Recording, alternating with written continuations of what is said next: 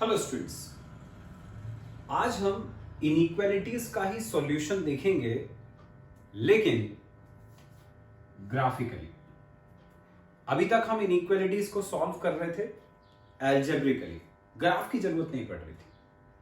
अब हम वही इनइक्वालिटीज को सॉल्व करेंगे ग्राफ से। एक क्वेश्चन से बताता हूं। जैसे क्वेश्चन है x ग्रेटर देन और equal to 3, y greater than और इक्वल टू 2। हमें इसको ग्राफिकली सॉल्व करना है।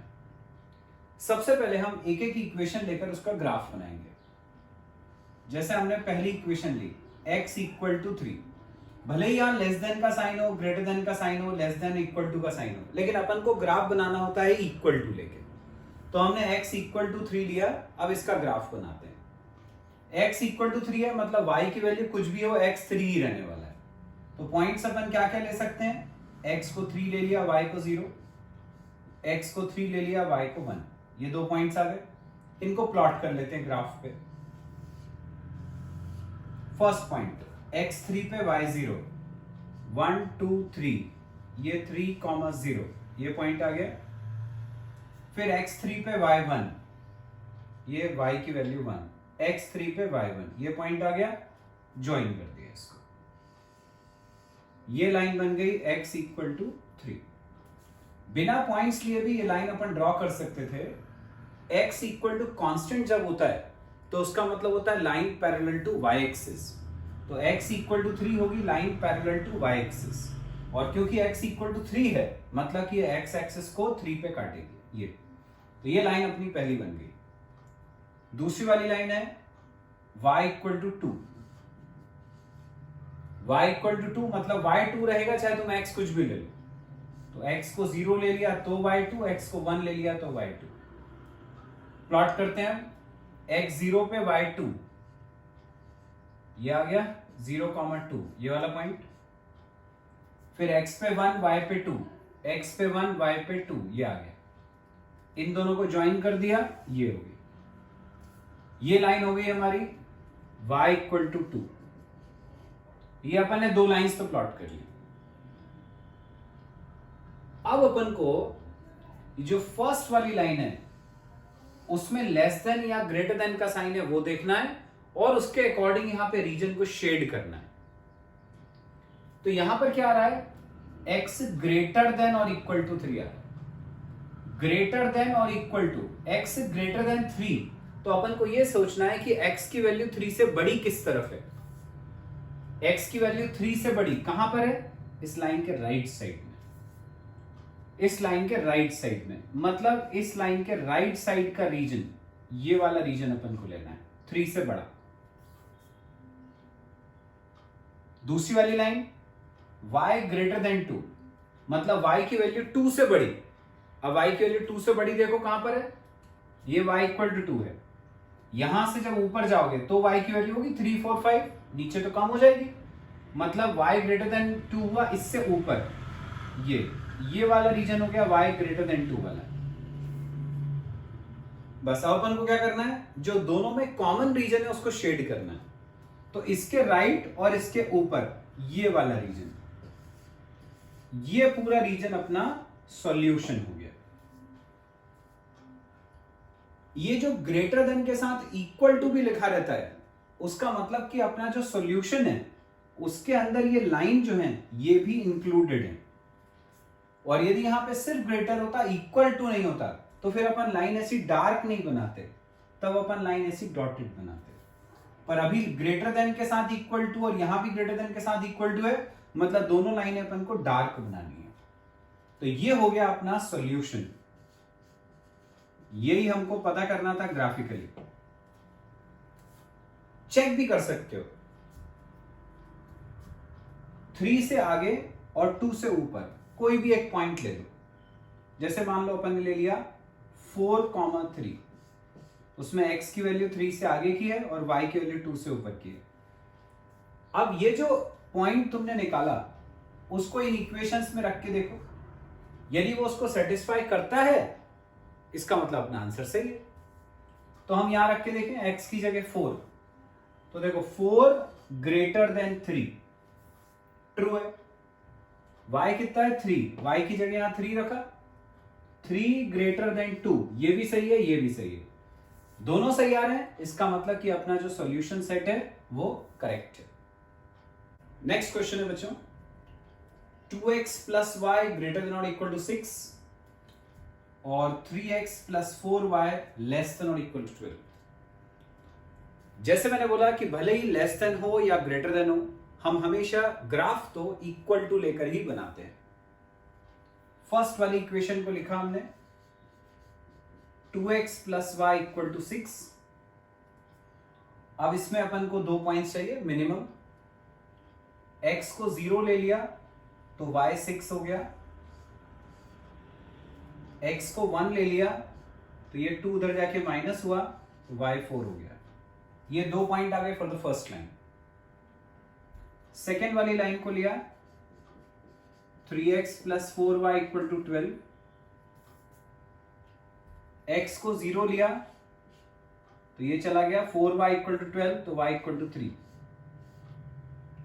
x को 4 ले लिया तो 3 4 से 12 वहां जाके माइनस हुआ, y इक्वल टू 0।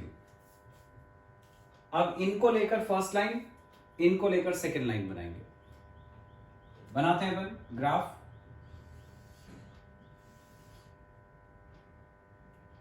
पहला पॉइंट x 0 पे y 6, 0 पे 6, 1 2 3 4 5 6, ये 0,6 एक पॉइंट हो गया। फिर x 1 पे y 4, x पे 1 y पे 4, 1 2 3 4 ये आ गया, ये 2 पॉइंट्स हो गए। ये हमारी फर्स्ट लाइन बन गई 2x plus y equal to 6। Second बनाएंगे x 0 पे y 3, x 0 पे y 3, 1 2 3 ये आ गया। फिर x 4 पे y 0, x पे 4, 1 2 3 4 ये x पे 4 y पे 0, इसको ज्वाइन कर दिया, ये सेकेंड लाइन बन गई। इसके ऊपर उसकी इक्वेशन लिख दी हमने 3x plus 4y equal to 12। अब अपन को रीजन शेड करना है। पहले फर्स्ट वाली लाइन को देखा, फर्स्ट वाली लाइन में ग्रेटर देन का साइन है। फर्स्ट वाली लाइन है हमारी 2x plus y greater than और इक्वल टू 6। ग्राफ में कौन सी है ये वाली लाइन? ये वाली। अब इसमें शेडिंग करनी है, तो शेडिंग अपन हमेशा ऐसे करते हैं, या तो ओरिजिन के अंदर की तरफ या ओरिजिन से बाहर की तरफ। तो अपन को ये डिसाइड करना है कि हम ओरिजिन की तरफ शेड करें या ओरिजिन से अवे शेड करें। तो हम ओरिजिन इसमें रख के देख लेते हैं। 0 0 अपन ने इसमें रख के देखा, 0 प्लस 0, 0 ग्रेटर देन 6। ये सही है क्या? 0 6 से बड़ा है क्या? नहीं है, ये गलत है। इसका मतलब कि ओरिजिन इसको सेटिस्फाई नहीं कर रहा। इसका मतलब ये कि हमें ओरिजिन की तरफ शेड नहीं करना है, उससे अवे शेड करना है। ठीक है, एक बार फिर से बता रहा हूं क्या करना है अपन को। इक्वेशन लिखी, उसमें ओरिजिन रख के देखा 0 0, 0 ग्रेटर देन 6। यदि ये सही होता तो हम ओरिजिन की तरफ शेड करते, पर 0 6 से बड़ा है, ये फॉल्स है, गलत है। तो इसका मतलब ओरिजिन की तरफ शेड नहीं करना है, ओरिजिन से अवे शेड करना है। तो हम ओरिजिन की तरफ नहीं जाएंगे, ओरिजिन से अवे जाएंगे। ये फर्स्ट वाले रीजन के लिए शेडिंग होगी। सेकेंड वाली लाइन को लिया 3x plus 4y less then 12, 3x plus 4y less than और इक्वल टू 12, जिसके लिए पॉइंट्स ये थे वो अपन ने बना ली। अब इसमें हमें फिर ओरिजिन रख के देखना है। ओरिजिन रखा अपन ने इसमें 0 0, यहां रखा 0 प्लस 0, तो आ रहा है 0 लेस देन 12। ये ट्रू है क्या? ट्रू है, सही है। 0 12 से बड़ा होता है, क्योंकि ये ट्रू है मतलब टुवर्ड्स द ओरिजिन शेड करना है, ओरिजिन की तरफ आना है। तो इसमें अपन को ओरिजिन की तरफ आना है, तो ये आ गए अपन टुवर्ड्स द ओरिजिन। अब मैंने क्या बोला? जो दोनों में कॉमन रीजन है वो अपना आंसर। अब देखो कौन सा रीजन कॉमन है, इस लाइन के ऊपर का रीजन और ये वाली लाइन के नीचे का रीजन।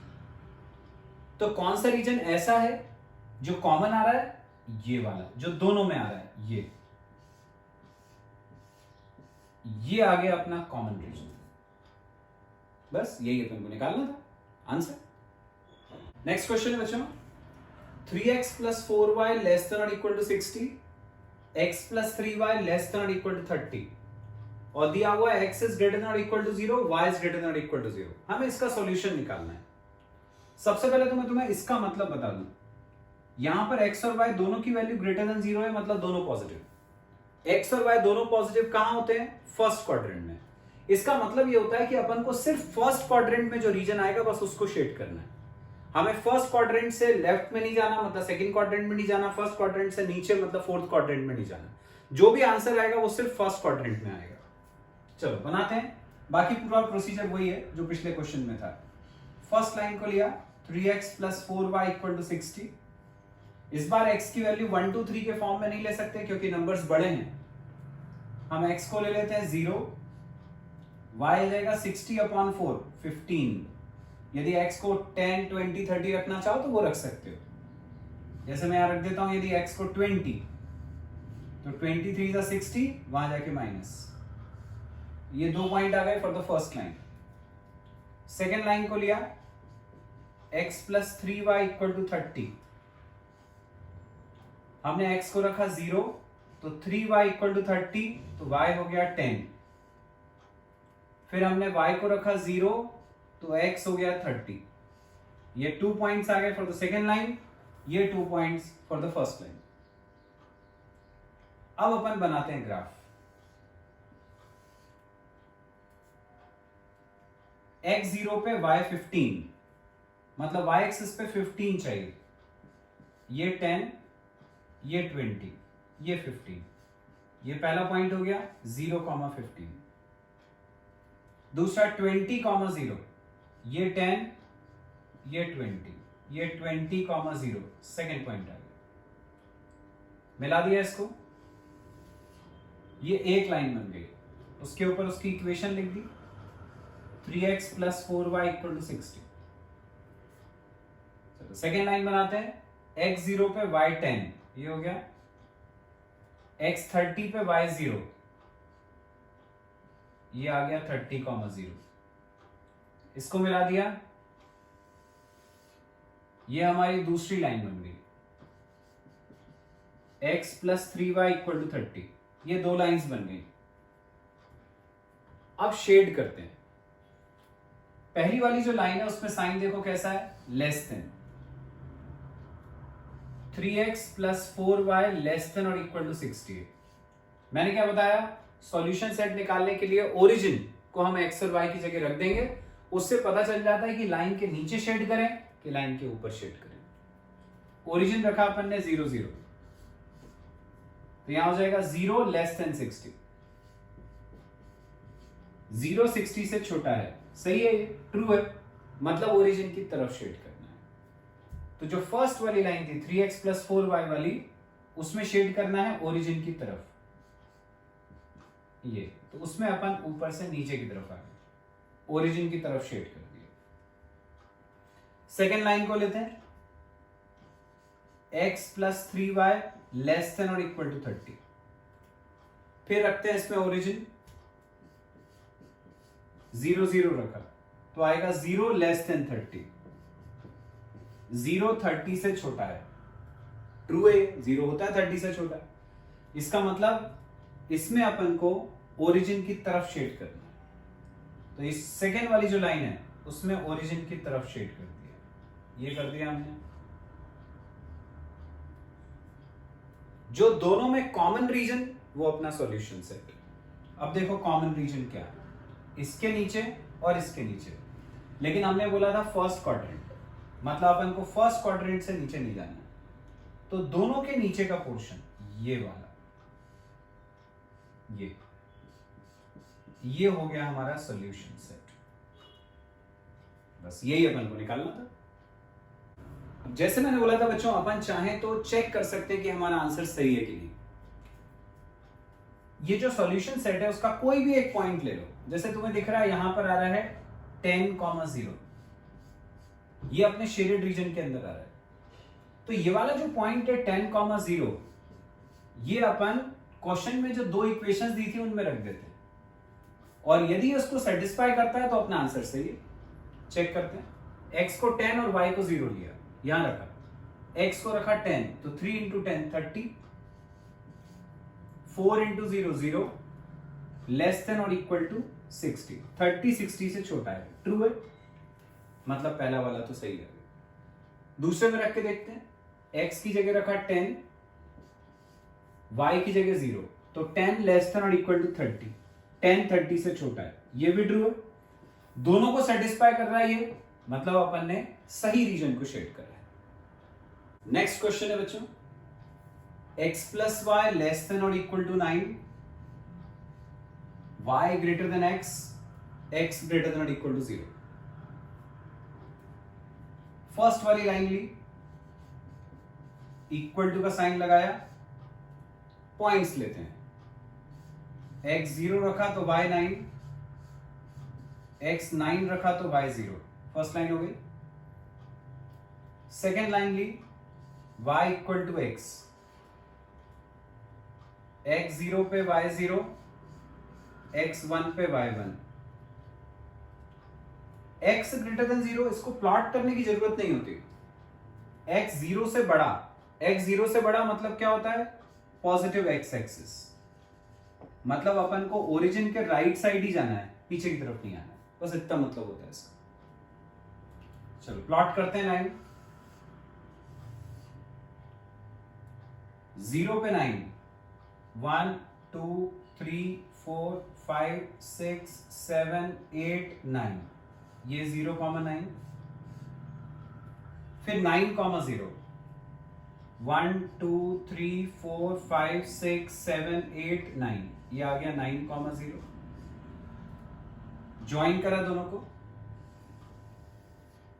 ये फर्स्ट लाइन हो गई, x plus y equal to 9। Second line बनाते हैं, x 0 पे y 0 मतलब ओरिजिन, x 1 पे y 1, ये आ गया, इनको मिला दिया,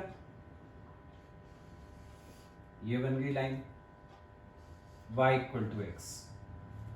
चलो शेड करते हैं दोनों को। फर्स्ट वाली लाइन में साइन देखा, लेस देन और इक्वल टू 9, ओरिजिन रख के चेक करेंगे अपन, ट्रू आ रहा है कि फॉल्स आ रहा है।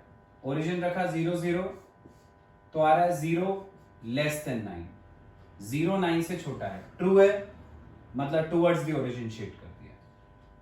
तो फर्स्ट वाली लाइन में हमने टुवर्ड्स द ओरिजिन शेड कर दिया, ये हो गया। सेकेंड वाली line, y greater than x है, y ग्रेटर देन x है। अब अभी तक बच्चों क्या हो रहा था, अपन ओरिजिन रख के चेक कर रहे थे, 0 0 रखते थे, देखते थे ट्रू आ रहा है कि फॉल्स आ रहा है। इसमें तुम देखो ओरिजिन नहीं रख सकते, क्योंकि यदि 0 0 रखोगे तो दोनों तरफ ही 0 आ जाएगा, अब नहीं बोल सकते हम कि ये सही है कि गलत है। तो फिर ऐसे केस में अपन को क्या करना है, ओरिजिन के अलावा कोई सा पॉइंट रख लो, कोई भी अपने मन से कोई भी पॉइंट रख लेते हैं। जैसे यहां पर आ रहा है, तुम्हें दिख रहा है एक पॉइंट है 7, 0 या ये है 6, 0, ये वाला पॉइंट अपन इसमें रख सकते हैं। देखते हैं, हमने x को लिया 6, y को लिया 0, तो 0 ग्रेटर देन 6, ट्रू है क्या, नहीं है, फॉल्स है।